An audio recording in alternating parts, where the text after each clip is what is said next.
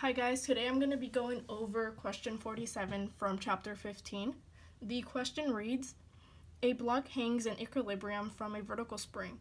When a second identical block is added, the original block sags by 5.0 centimeters. What is the oscillation frequency of the two-block system?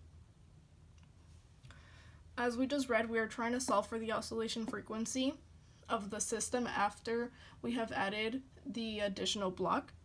In this illustration here, we can see that I first have the first mass on the spring, and here in the second part, I have the two masses, and we see here that the displacement is 5 centimeters. To solve this problem, we know that the masses are not moving, so that means that the force going up and the force going down are equal. So what we have pulling up is the force of the spring, and downward we have the force of gravity.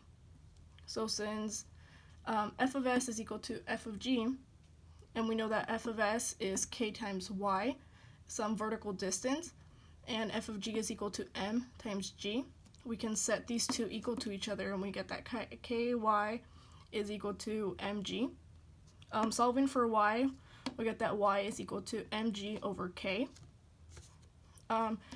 To further understand what's going on, this y here is not the 5 centimeter displacement. It's actually the first displacement of the spring that was done by the first mass. So if we have the spring here with no mass and we added the first mass, the distance stretched there would be that y.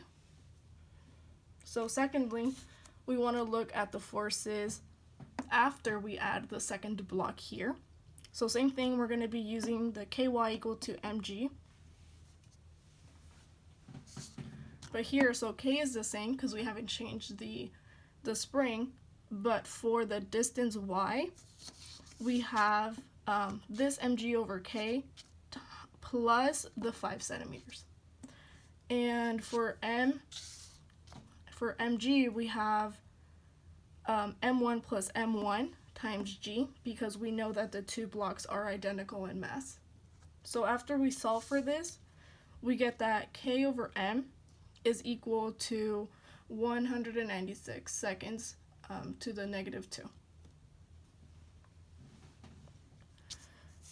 So now we want to solve for the oscillation frequency, and we know that the angular speed is equal to the square root of k over m, and we also know that the angular speed is equal to 2 pi times f.